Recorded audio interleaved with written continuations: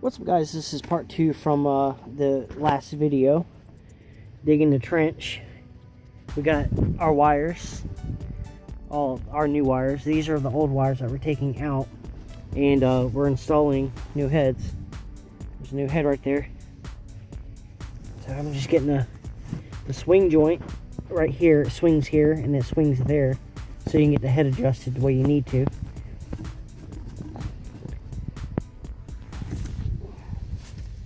Get the old wire out.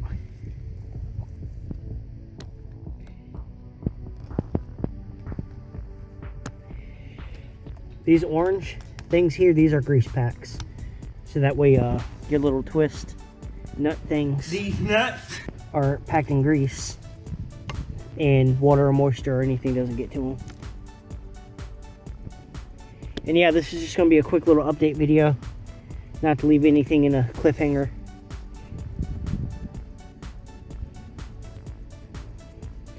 And right here, this is a Flex 800 series Toro head. We got the adapter to screw in, and we have it set to 100 psi. You just screw that little nut there, loosen it up, and move it. Then you put it on there. Try not to cross thread it, and you screw the head in.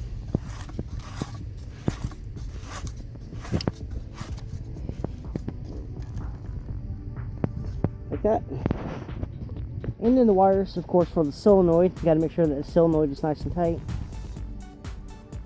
It's two black wires. There's no positive or negative. As long as you've got your power, your main power coming from your satellite box goes to your head, you should be good. And you're going to leave extra wire. That should be long enough. What do you think? Yeah? Okay.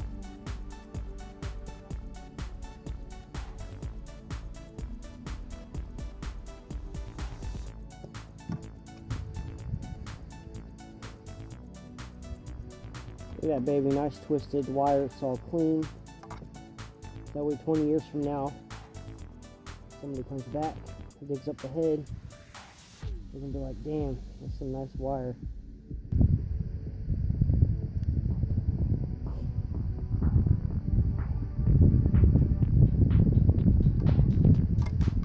And yeah, just in case you're an expert, we're still waiting on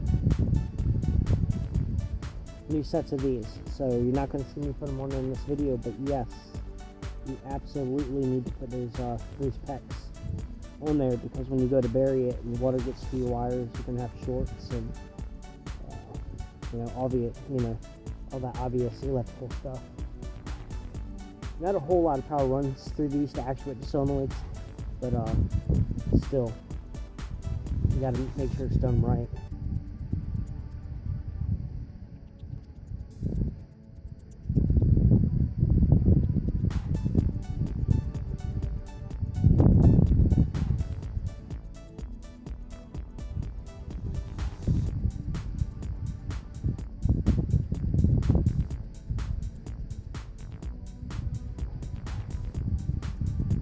Nice and tight. Make sure the solenoid's tight. Can't remember if I checked it. Got it set to 100 psi. And yeah, this is what I was talking about, the swing joint. It swings here and it swings there. So that way you can make sure that your head is nice and level with the ground.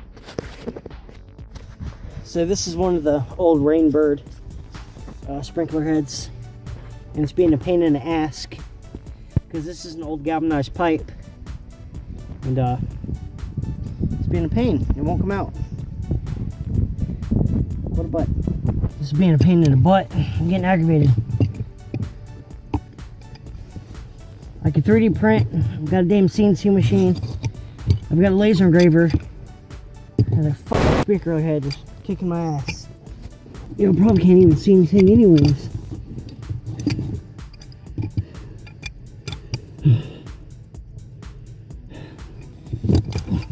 Fuck it. Fuck it. Moving on. So the Rainbird heads don't need the adapter piece, right?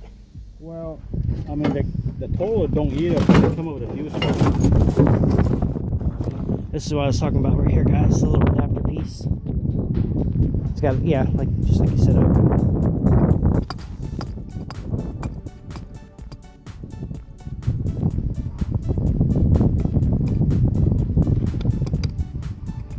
Well, guys, I loosened up for him at least. Got him! Just a little bit of love tap. I guess that's what happens when we've been doing it for 30 years, right? Yeah. How many heads have you think you've replaced? I replaced all the heads on the golf course and all the greens, so about close to 900 or more. Jesus Christ. Wow. Went from Rainbird to Toro and piece of shit Hunter. There you go, sir. Got him.